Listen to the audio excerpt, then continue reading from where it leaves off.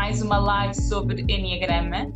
Nós hoje vamos falar sobre as tentações de cada tipo, sobre o seu foco de atenção e sobre a sua virtude, ou seja, sobre a sua percepção emocional superior. Eu acho que é muito giro percebermos. Aqui começamos a fazer a ponte entre as características da personalidade que muitas vezes nos limitam e as crenças, especialmente aqui para as coaches presentes e coaches que queiram depois ver mais tarde na questão de trabalhar, e psicólogos também, na questão de trabalharmos as crenças. Aqui percebemos não só valores como crenças e depois perceber então qual é a ponte para o crescimento. Começamos aqui a fazer já algumas pontes para pistas de crescimento, está bem? Ainda não são totalmente as pistas que depois podemos atribuir a cada um dos tipos, mas já têm um cheirinho. É fundamental no Enneagrama, e sempre que falamos de personalidade que tem a ver com a infância, o momento de infância é muito importante porque há sempre um trauma e trabalharmos é fabuloso se conseguirem pegar nesse momento de trauma, reconhecer e trabalhá-lo, porque não só cura muitas feridas, como nos permite avançar e depois sim na próxima semana passarmos para as pistas de crescimento. Tá, anúncios comerciais, vamos fechar esta parte, vamos entrar na live de hoje. Bem-vindos a todos e vamos lá arrancar. Então, já percebemos que nós não somos a personalidade, nós temos personalidade, nós temos essa personalidade, temos essas características, podemos mudar, não mudamos o tipo base porque, lá está, porque tem a ver com essa criação de personalidade, de trauma de infância, etc. Mas mudamos comportamentos e com isso temos movimentos de crescimento ou movimentos de desintegração, de stress, está bem? Então, para quem já sabe o seu tipo é mais fácil, para quem ainda não sabe, está na dúvida, também pode ser uma forma de ficarem mais esclarecidos hoje. Vamos arrancar com o tipo 1, e o tipo 1 foca a sua atenção no que está errado. O tipo 1, já sabemos, é o perfeccionista e, portanto, ele foca-se em tudo o que ainda está por fazer, tudo o que ainda não foi feito ou não foi feito da forma como o tipo 1 acha que deve ser feito, e por isso a atenção dele está na crítica e na atenção ao detalhe. Ele foca no que está errado. É essa a motivação dele, a priori. E por isso, a tentação, escrevam a vossa tentação, porque vão ver que repetidamente na vossa vida vão cair nessa esparrela. A tentação do tipo 1 é acreditar na sua própria retidão, na correção, ou seja, ele é que tem razão, ele é que sabe fazer as coisas de forma certa, ele é que tem razão sempre. Isto é um erro enorme do tipo 1 e é muito importante que ele comece a ser um bocadinho mais humano, e sabemos que faz com a melhor das intenções e com o objetivo de ficar perfeito, mas somos humanos, está bem? Eu vou passar por todos os tipos e depois voltamos para falar sobre as virtudes. Então, o tipo 2 foca a sua motivação no que é necessário, no que é preciso. Por isso, ele está sempre disposto a ajudar os outros, não é? Portanto, ele está sempre a ver, quando chega uma situação nova, o que é preciso, o que é que eu posso ajudar. Por outro lado, a sua tentação é, por isso, acreditar na sua própria importância. Portanto, há uma sensação aqui no tipo 2 de ser insubstituível. Seja nos que são assim um bocadinho mais orgulhosamente ajudantes, que ninguém vai fazer aquele trabalho, ou numa perspectiva um bocadinho mais soft, ninguém fará como ele faz. E por isso a casa vai desmoronar se ele não estiver lá. Normalmente têm sempre nas relações que estabelecem esta preocupação com o outro, mas que depois acaba por haver relações de grande dependência com os dois, não é? Porque como eles têm grande consideração e acham que são insubstituíveis, têm essa tentação. Isto é sempre uma análise pessoal, ou seja, não interessa nada estarmos aqui a fazer juízos dos outros, interessa perceber, sim, no meu tipo, qual é a minha tentação e enfrentá-la e evitá-la de uma forma consciente, está bem? Tipo 3. O tipo 3 foca-se, a sua motivação é que é eficaz, portanto, foca-se na eficiência máxima e aqui o tipo 3 anda muito com eficácia e eficiência, ou seja, o fazer bem e fazer da forma correta. Já falámos algumas vezes, é o bem-sucedido, não é? O carreirista, e isto aplica-se em qualquer área da sua vida, portanto, mesmo em casa, ele tem processos e métodos para fazer as coisas da forma mais bem-sucedida possível. Por outro lado, na sua tentação encontramos acreditar na sua própria excelência, portanto, ele acha que não há ninguém melhor do que ele e por isso é-lhe muito difícil delegar, por exemplo, em qualquer tipo de tarefas para um tipo 3, como os standards são por ele impostos de forma tão alta, depois acaba por ser difícil alguém acompanhar. Tipo 4. O tipo 4 foca-se no que falta. Por isso há depois aquele lado de comparação emocional e de melancolia também, não é? Da doce tristeza. E por isso, ou seja, o foco aqui, a questão da motivação é sempre o que os impede de fazer mais e de ir mais além. E portanto, se o tipo 4 acaba por bloquear no que é que lhe falta, em vez de o que é que já tem, não consegue avançar, não é? Isto para os coaches é muito importante porque quando estiverem a trabalhar com pessoas do tipo 4, normalmente eles vão colocar-nos sempre a questão na negativa, não é? Temos que reverter constantemente porque eles vão focar aquilo que falta e não o que já têm. Boa? Continuando, ainda com o tipo 4, a sua maçã, a sua tentação é acreditar na sua liberdade para fazer o que quiserem, que é, eles são tão diferentes que o resto do mundo faz assim, mas eles não têm que fazer. E, portanto, o que têm é que ser livres para explorar o mundo como eles querem, com as suas regras, sem esta. Como há esta sensação constante de necessidade do que lhes falta, eles não são iguais aos outros e por isso não têm que se reger pelas mesmas regras. Esta liberdade total, no caso do tipo 4, se for vivida de uma forma mais desintegrativa e mais negativa, a liberdade em excesso e a falta total de rotinas e de regras é muito prejudicial. Continuando, para os tipos 5, o grande foco é em o que é observável, portanto, factos. Isso sim é o que os motiva. E por outro lado, a sua armadilha é acreditarem que o conhecimento é um fim. Por isso, não conseguirem depois muitas vezes aplicar aquilo que conhecem e ficam só no conhecimento.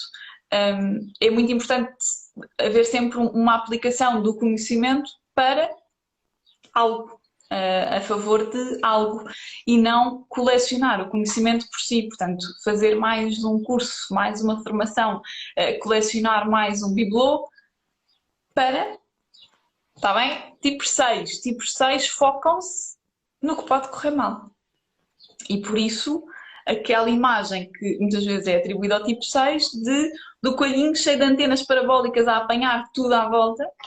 É preciso ter muito cuidado durante uma fase como a que atravessamos de pandemia para que ele não caia instintivamente na questão do ir ver os números e de apontar e de saber como é que estão as estatísticas, porque isto ainda pode piorar e pode piorar e pode piorar e às tantas estamos com uma crise de ansiedade muito difícil de controlar, tá bem? Também há algumas patologias que são associadas, eu não gosto de explorar esse lado até porque não tenho competências para fazer, mas sabemos que, por exemplo, um tipo 6 é alguém que tem tendencialmente maior níveis de ansiedade do que outros tipos, não é? Porque a ansiedade nada mais é do que a preocupação, portanto uma pré-ocupação em relação ao futuro que ainda não existe. Em relação ao tipo 6 ainda, qual é a sua tentação? É acreditar na segurança que é proporcionada por outras pessoas. Portanto, ele acha que o chefe o vai proteger, que quem está com ele em casa também vai proteger, que há uma entidade, seja mais ou menos formal, no caso dos 6 normalmente são entidades formais, não é? Portanto, são as chefias diretas, são as pessoas de poder que o 6 sente que os vai defender, está bem? Em relação ao tipo 7, olá, tipos 7 presentes. Os tipos 7 focam-se no que é possível e às vezes vão um bocadinho para o que é impossível, mas são os otimistas e, portanto, ok, é difícil, há dificuldades, mas é possível, então vamos fazer.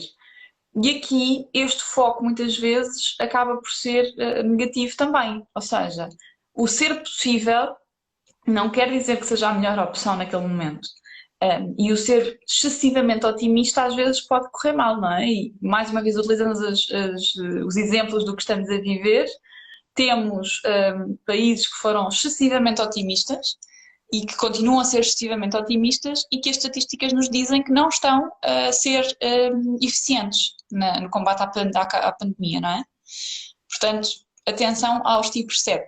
Por outro lado, a tentação. Bom, tipo 7 adora tentações, logo por aí já vai estar a rir-se, venha daí. A tentação do tipo 7 é acreditar que os bens materiais o realizarão.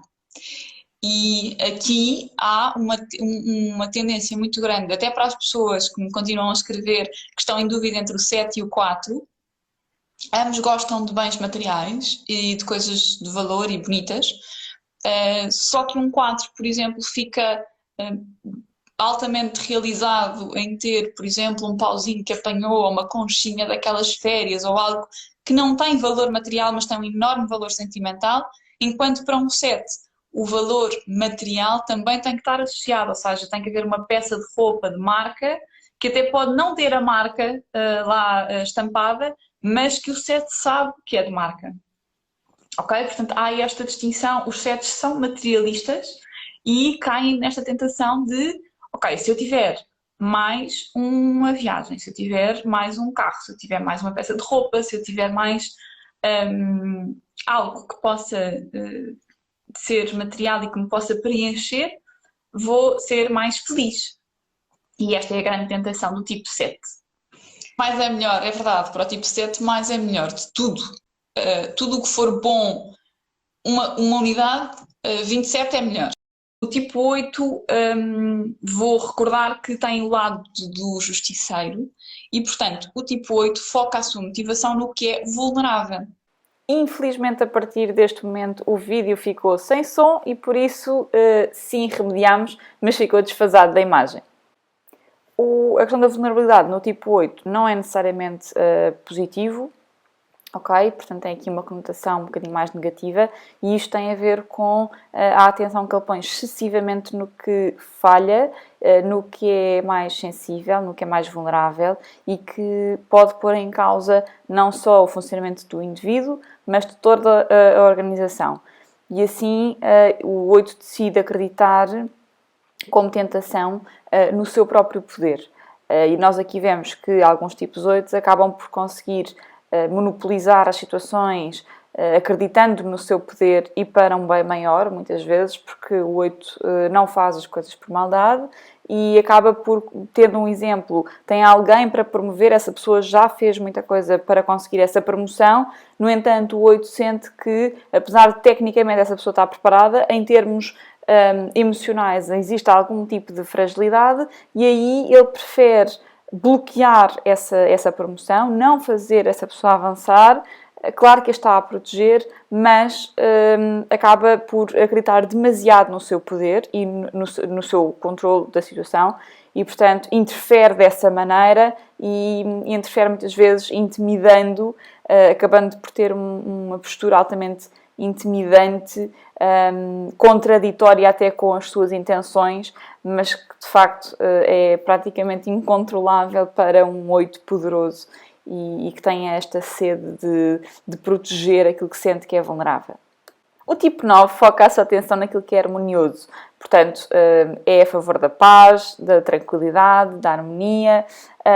Claro que aqui a sua tentação do 9 é acreditar que a sua tranquilidade é um valor maior. O tipo 9 nós sabemos, claro, que é um valor nobre, mas esta tranquilidade do tipo 9 acaba por ser aquela indolência de não fazer, da não ação, de fugir da realidade, e acreditando que a tranquilidade é um valor maior, não consegue produzir porque a não ação também lhe traz esta sensação de não haver conflito, não se vai pôr em confronto com ninguém. E aqui, para um tipo 9, é muito importante apelar à sua ação, à sua proatividade, e quando o tipo 9 acaba por cair nesta tentação repetidamente de fugir da realidade, acreditando que a tranquilidade é o valor que deve estar na base da sua existência, eles acabam por não conseguir avançar, não têm confiança e acabam por auto-boicotar-se até estes tipos 9. Passando à virtude. A virtude nada mais é do que a percepção emocional superior. Ou seja, aqui sim começamos a fazer a ponte entre as características base do tipo, até os momentos de estagnação, porque estão associados às características não de crescimento, mas sim de identificação de cada tipo. E aqui começamos a desvendar um bocadinho a pontinha do véu do que é que podem ser as pistas concretas de crescimento para cada tipo. Assim, quando falamos em virtude, a virtude do tipo 1 temos sempre que focar na paixão de cada tipo, está bem? Para contrapor com esta virtude.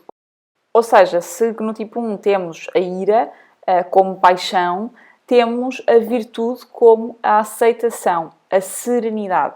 E esta serenidade é nada mais do que uma percepção emocional de que as pessoas e todas as outras coisas são perfeitamente certas como são.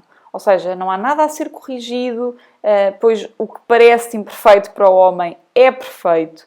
É exatamente da forma que devia ser, na perspectiva da máquina perfeita que é o universo. E esta questão da perfeição pode então ser revertida no tipo 1, na forma de entendimento do mundo tipo 1. É uma percepção emocional e por isso só pode ser entendida quando é sentida por quem tem personalidade tipo 1. Em relação ao tipo 2, falamos na sua paixão, que é o orgulho. Por contraposto, temos a virtude, que é a humildade. Ou seja, quando o tipo 2 consegue aceder a esta virtude, há um reconhecimento emocional das próprias necessidades, do desejo por atenção, mas também do cansaço em fazer as coisas pelos outros. Ou seja, o tipo 2 começa a apresentar-se como humano e começa a abrir-se à possibilidade de pedir ajuda também, tal como todos os outros. Ele normalmente gosta de ajudar, mas tem alguma dificuldade em fazer esta passagem para o outro lado e pôr-se na posição de quem pede ajuda. Aí, quando ele assume a virtude da humildade, consegue ver-se como ser humano e não mais do que isso. Portanto, como podemos ver só na comparação destes dois, o tipo 1 julga-se sobre-humano pela questão da perfeição e do detalhismo em excesso, e o 2 porque não reconhece as suas próprias necessidades e então, não tendo necessidades, tem um bocadinho a noção de ser super-homem ou super-mulher. O tipo 3, quando acede à sua virtude, consegue de facto encarar e encarnar a personagem real de ser. Por isso, a virtude do tipo 3 é a verdade e a verdade acima de tudo. Quando o tipo 3 começa a ser, substitui o ter, o fazer e todos os personagens de auto-engano que constrói para a aprovação e por medo de fracasso dos outros, por oposição à sua paixão, que é a mentira. E aqui há uma percepção direta da existência do ser, ou seja, a noção de que temos uma essência mais profunda e que não precisamos de realizar nada ou de conquistar mais nada para termos um lugar ao sol.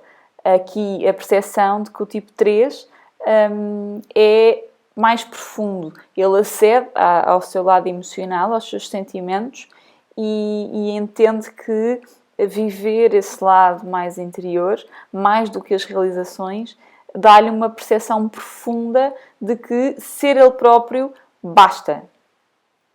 No tipo 4, no individualista, romântico e artista do tipo 4, a virtude a que tem que aceder é a equanimidade, ou seja, a virtude de não se alterar, de ser imparcial. O 4 tem muita dificuldade em conseguir gerir esta adaptabilidade, esta capacidade que tem de criar empatia com as pessoas e os ambientes em que está, e por isso mesmo a sua virtude, a sua condição superior emocional deve ser um equilíbrio emocional profundo. Portanto, um oceano que costumava ser muito turbulento, porque temos os tipos 4 que são maioritariamente hiperativos, os que são maioritariamente depressivos e a maior parte que são oscilantes do humor. E, portanto, essas ondas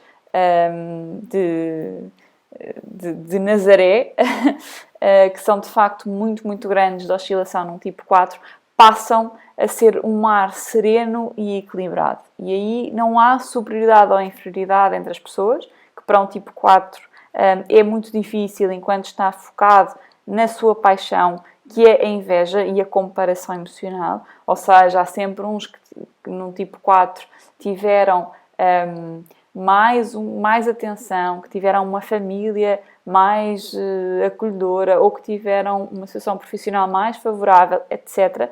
Ele deixa de fazer essa comparação quando acede ao seu estado de virtude e existe apenas a diferença, ou seja, sim, viemos todos de contextos diferentes, sim, somos todos diferentes, o que não quer dizer que à partida estejamos impedidos de qualquer tipo de realização ou de realidade para nós próprios. Aí somos responsáveis pela construção do percurso individual de cada um. No tipo 5, é trabalhado por oposição à avareza e à questão do saber, do conhecimento, é a virtude do desapego. Portanto, a percepção emocional de qualidade superior, esta virtude de que não há necessidade de se apegar emocionalmente a nada na vida, nem a nenhum espaço físico, à sua casa, ao seu local. Ok, hoje estou aqui, mas se amanhã não estiver, qual é o problema? Não é? É a questão do conhecimento, dos cursos que vai acumulando, mesmo das pessoas que o rodeiam ou de qualquer outra coisa que pareça preencher um vazio na vida dos tipos 5. Quando ele acede ao desapego e o vive, constata que basta colocar em fluxo a sua energia com a do universo, aceitar esta sua parte e deixar fluir através de si. Dessa forma fará parte de um contínuo infinito e não ficará preso num lado mais racional às suas coisas, aos seus bens. É esta coleção toda que construiu à sua volta para que não tenha que precisar dos outros. Num tipo 6, em que sabemos que organiza a sua energia em volta do medo, essa é a paixão do tipo 6, quer dos fóbicos, quer dos contrafóbicos, falamos, enquanto virtude do tipo 6, a coragem. Ou seja, a coragem é um estado a que o tipo 6 acede quando está a viver a sua virtude e que, mais uma vez, sendo um tipo mental, deixa que o coração sinta a força inabalável que existe dentro de si e, portanto, começa a libertar lentamente o seu lado mais emocional, age a partir dessa força e desse movimento de ação. Aqui o tipo 6 vive agindo pelo coração, é uma novidade, ele não está habituado a largar os sistemas todos de segurança, mas aqui enfrenta a vida como ela é, de coração aberto, e com certeza algumas flechas irão acertar no coração, mas como diz a frase tão bonita de e se eu cair, mas e se eu voar? Já no tipo 7 temos a virtude de estar presente, ou seja, da sobriedade, uma realidade emocional de qualidade superior que faz o indivíduo viver profundamente cada coisa que se apresenta em sua vida. Portanto, ele começa a viver de uma forma presente, aqui muito com princípios de mindfulness também, e por oposição à gula que tem como paixão de fazer muita coisa, muitos projetos, e aqui dispersa, não é? Portanto, ele aqui começa a fazer escolhas que não são para tentar fugir a determinadas realidades ou a tentar racionalizar demais determinados momentos, e passa a estar num estado de sentir e fazer uma coisa de cada vez, do princípio ao fim e de forma completamente dedicada, o que é uma novidade para um tipo 7. Toda a sua atenção é focada numa única coisa, como se nada mais existisse, e essa coisa passa a ser o agora, aquilo que se apresenta, o dia de hoje. Por isso o 7, do tipo mental, começa a viver de cabeça limpa e pura, de coração sóbrio e com atitudes moderadas e meditativas. É muito importante também para um tipo 7 conseguir acalmar a cabeça, conseguir acalmar este pensamento fervilhante e atingir este estado de sobriedade. No tipo 8, no poderoso tipo 8, que vive com a paixão da luxúria, da energia transbordante, é-lhe pedido que viva a sua virtude de inocência, ou seja, uma percepção emocional de qualidade superior, desprovida de preconceitos ou de reações pré-programadas na interação com os outros e consigo mesmo. Aqui esta inocência, que vamos associar obviamente às crianças, é a tendência do tipo 8 de se relacionar por supostos ataques, ou seja, ele acha sempre que tem que manter o sistema de alerta, de passo atrás, porque o mundo é uma selva e, portanto, ou matamos ou morremos. Foi assim que foi educado e por isso também desenvolveu este tipo de personalidade. E nos tipos 8 vamos sempre encontrar um passado de violência, de opressão, de ataque, e este passado dá então lugar à qualidade de interagir com os outros como o coração de uma criança inocente, totalmente entregue, totalmente desprovida de qualquer traço de violência e vulnerável, confiante. Portanto, ele aqui também desce e entrega a sua necessidade de poder, e assim cada momento passa a ter a magia de um primeiro encontro, não é? Tal como uma criança olha para tudo pela primeira vez e com esse encanto, o tipo 8 passa a viver nesta inocência, nesta verdade do momento, e sem ter estas barreiras que tanto caracterizam, como se fosse um tipo mental, mas já no centro instintivo. Entrando no tipo 9, que tinha a sua paixão a preguiça e que foca sempre em desfocar, pois nada é verdadeiramente importante, passa então a ser chamado a viver a virtude de ação certa. O que isto quer dizer é que há um sentimento que leva ao tipo 9 a agir agora imediatamente para fazer prioridade aquilo que precisa ser feito. Ou seja, deixa de protelar, deixa de desconsiderar, pois os novos têm muito esta tendência de desconsiderarem aquilo que realmente querem, aquilo que realmente precisam, em detrimento da paz e deste bem comum, da harmonia entre todos, e aqui passa a fazer tudo aquilo que é importante para ele na sua jornada de crescimento pessoal, e é feito de imediato, sem prolongar mais. Mais uma vez, o tipo 9 sabe o que é para ele. Quando vive nesta virtude, acaba por conseguir priorizar as suas necessidades e as suas vontades. Não existe nada que seja verdadeiramente impossível de encarar, e ele passa a não ter que empurrar o cotão para debaixo do tapete quando é algo que faz recorrentemente na sua vida, pois consegue encarar o trabalho sem a preguiça que tanto o caracteriza, e aí vai sim levantar-se e querer arrumar e querer limpar e querer fazer de forma imediata e não deixando para amanhã. A ação certa é por isso para um tipo 9 uma expressão de amor próprio, mas de amor por meio da ação, por meio de movimentos, de trabalho e para construir de facto o seu mundo lá fora de si. Portanto, quem tiver perguntas que já tenha feito e que eu não tenha respondido, ou que queira fazer perguntas novas, por favor, deixe aqui, faça agora, calço para sempre, brincar. Bom, relembrando, para domingo, e podem ir colocando as dúvidas entretanto, para domingo eu vou trazer a questão da infância de cada tipo. É mega interessante, é super esclarecedor conseguirmos integrar a questão do trauma de infância. Obviamente que depois dele ser reconhecido, pode ser trabalhado, podem fazer terapia, podem fazer coaching sobre isso, podem fazer meditação e oração e perdoar quem tem que perdoar e considerarem-se perdoados por quem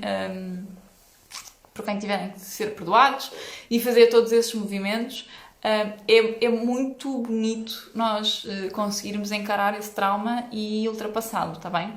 Às vezes não é uma situação real, é uma realidade percebida. E isso é muito importante. A personalidade forma sempre sobre um trauma. Exatamente. Está sempre um acontecimento, ou um conjunto de acontecimentos que nos causam esse trauma, ok? Não é chave, tipo, eu tenho que saber primeiro qual é o trauma para depois escolher o meu tipo. Claro que não, convém ser ao contrário, daí que eu tenha guardado este assunto.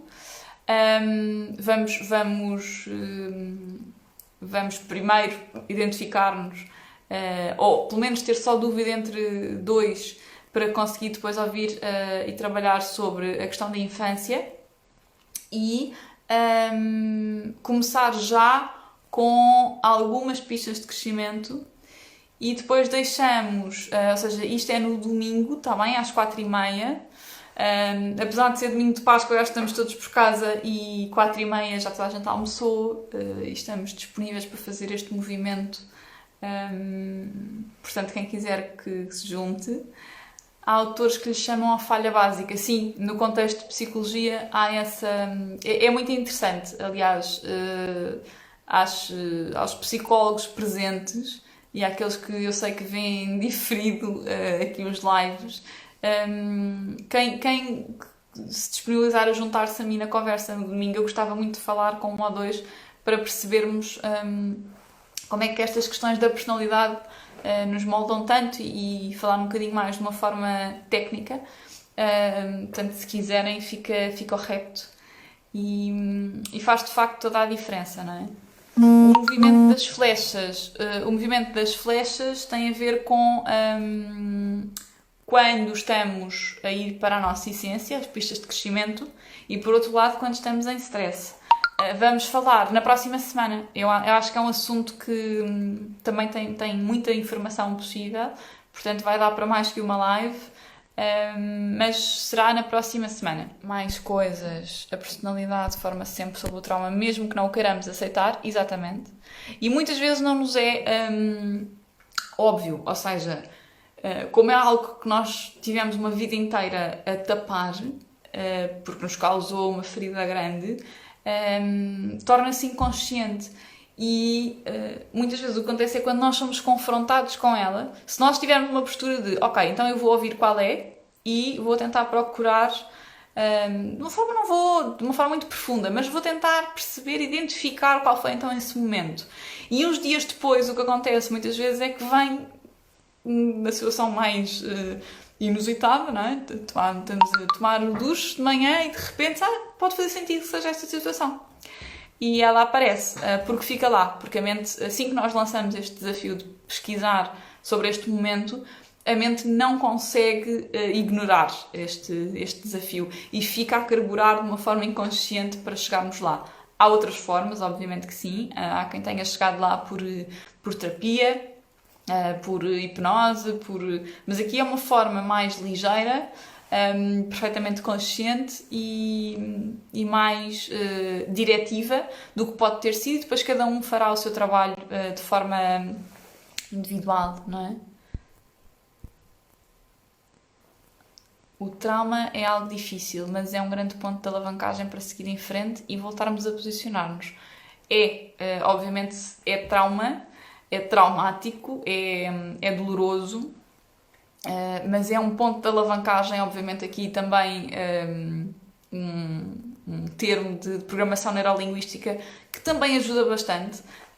Foi também uma das formações que eu fiz porque de facto faz sentido nós aprendermos a reprogramar a mente e a ressignificar, a dar novos significados na nossa vida. Aqui, sim, não tem fins terapêuticos. Aqui o objetivo é só identificar pela questão da personalidade e cada um fazer o seu trabalho com isso, com esse conhecimento novo ou não. Mas não o fazemos aqui de forma terapêutica. Mas é muito importante para nos posicionarmos, exatamente. Trabalho de autoconhecimento é muito, mas o Enneagrama é isso, não é? É muito, aqui quase um pequeno desafio que vos vou lançando para depois trabalharem sobre às vezes estas questões, mas deixar a mente divagar e muitas vezes vamos trabalhar até sobre outras. Pode ser muito interessante por isso. Eu sinto muita leveza depois de aceitar o meu trauma. Senti muita leveza depois de aceitar o meu trauma. É incrível. A pessoa quando percebe acaba por se libertar desse peso, não é? E poder ser quem é e não um resultado do que lhe aconteceu e poderem se responsabilizar pela própria vida, pela sua... No fundo estamos a entrar nesta era, não é? De uma forma geral, aqui não falando, há quem fale disto na astrologia, em coisas mais espirituais, etc. A verdade é que estamos a entrar numa era de responsabilização.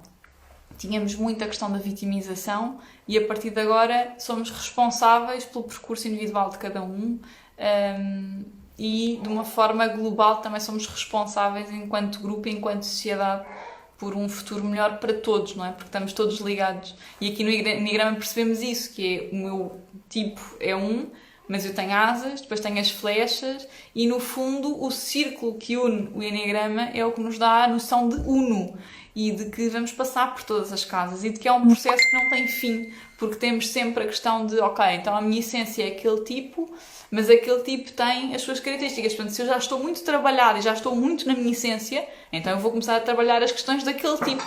E andamos assim num contínuo, num ciclo sem fim, como diria o Rei Leão. Somos seres únicos. Sim, também, ou seja, é muito bonito sermos quem somos, mas dentro de um conjunto que é perfeito como é e que todos temos o nosso papel que é fundamental no Enneagrama e na vida. Características de todos, mas é muito importante focarmos perceber qual é o tipo base e a partir daí fazer algumas ligações e estes movimentos. Mas existe trabalho de casa. Já no YouTube, se quiseres rever, e é muito importante perceber o tipo, está bem? Porque a partir da próxima semana acaba por ser já muito confuso para quem não fez esta primeira fase de identificação. Se tiverem pessoas que gostam destes assuntos, que gostavam que pudessem partilhar convosco conversas em enneagramês, digam para ir ver a live que está no YouTube, para verem estas lives, porque a partir da próxima semana vão começar a acumular trabalhos de casa, tá bem? A partir da próxima semana vai ficar muito confuso para quem não sabe o seu tipo base e entrar meio, não vai conseguir acompanhar, ou pelo menos vai levar assim as coisas todas de enxurrada. É o norte na bússola, exatamente. O nosso tipo é o norte, ou seja, acaba por ser aqui a estrela polar de onde é que se começa. E a partir daqui temos que ter este trabalho muito bem feito. As aplicações depois são inúmeras, ou seja, isto pode ser aplicado na nossa vida pessoal e tornar-nos muito mais eficientes e muito mais saudáveis nas relações que estabelecemos, porque começamos a perceber-nos melhor a nós e aos outros, há muito maior tolerância e capacidade de aceitação. Por outro lado, em termos profissionais, quem trabalha, por exemplo, com recursos humanos, isto é uma formação que pode ser levada para as empresas e que é incrível porque não só traz conhecimento, como traz depois esta capacidade de empatia entre as pessoas que começam a perceber-se melhor e até de motivação. Portanto, é muitas vezes feito como team building pela questão, por exemplo, dos animais, porque depois passam a tratar-se pelos animais e acaba por ser muito divertido nas empresas ter esta formação. É uma hipótese. Como pais, a questão da parentalidade no Enneagrama também existe e é muito enriquecedora. Já a Sofia nos disse que tem a questão que fez com os filhos e que foi muito divertido e que acabam por ser relações mais saudáveis porque se percebem melhor. Portanto, é muito giro, acaba por ser muito dinâmico e muito abrangente, mas com uma linguagem muito simples, não é? Hoje foi um bocadinho mais complexo pela questão da virtude, que é sempre um tema mais formal, vá. Mas que eu acho que ficou claro. Ficou? Não ficou? Gostaram? Não gostaram? Ainda bem que gostaram. E que foi claro e que não há mais dúvidas. Então, eu despeço. No domingo de infância, venham porque é muito, muito giro. Obrigada. Este vídeo também fica disponível. Obrigada.